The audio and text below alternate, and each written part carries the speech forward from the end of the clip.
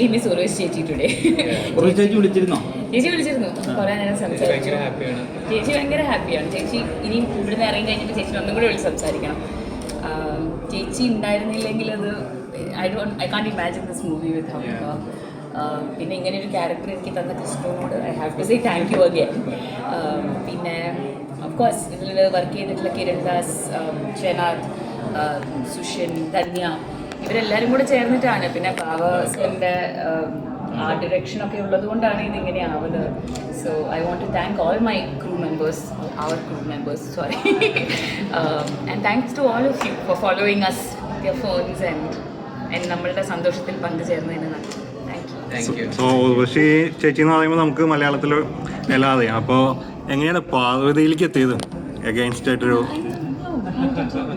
ഇല്ല, കഥ ആദ്യം ആലോചിച്ച പാർട്ടിയെ പറ്റിയാണ് ആലോചിച്ചത്. സ്ക്രിപ്റ്റ് പിച്ച് ചെയ്യാൻ തുടങ്ങിയ സമയത്ത് പാർട്ടിയുടെ അടുത്ത് തന്നെയാണ് ആദ്യം എത്തിയത്. എന്ത് ലക്കിയല്ലേ അങ്ങനെ ആലോചിക്കുമ്പോൾ. Like when writers or directors ആദ്യം നമ്മളെ പറ്റി ചിന്തിക്കുന്നു എന്ന് പറയുന്നതൊക്കെ എക്കാലത്തും ഭാഗ്യമാണ്. അത് എപ്പോൾ വേണമെങ്കിലും പോവാവുന്നതാണ്, എപ്പോൾ വേണമെങ്കിലും അത് നിൽക്കാം. Actors are just waiting to be chosen. അപ്പോൾ ഉയരയ്ക്ക് ശേഷമാണ് ഇങ്ങനൊരു സോഷ്യൽ റെലവൻസ് ഉള്ളൊരു ടോപ്പിക് എടുത്ത് ഭയങ്കരമായിട്ട് ഇപ്പോൾ ഇമ്പാക്റ്റ് വരുന്നുണ്ടല്ലോ ഭയങ്കരമായിട്ട്. അപ്പം അത് അങ്ങനെ ചൂസ് ചെയ്യാനായിട്ടുള്ള കാരണം അതിനിടയ്ക്ക് സ്ക്രിപ്റ്റ് ഇങ്ങനെ നോക്കുന്നുണ്ടോ? ഇല്ല, ഓഫ്കോഴ്സ് എല്ലാ സ്ക്രിപ്റ്റ് വരുമ്പോഴും ഞാൻ അത് നോക്കലുണ്ട്. അത് നോക്കിയിട്ട് കണ്ടുപിടിക്കില്ലല്ല, അതിൽ എന്താണ് പറയാൻ ശ്രമിക്കുന്നത് എന്നുള്ളത് മനസ്സിലാക്കാൻ ശ്രമിക്കും. അതുമായിട്ട് യോജിച്ച് പോകുന്നുണ്ടോ എന്ന് നോക്കും.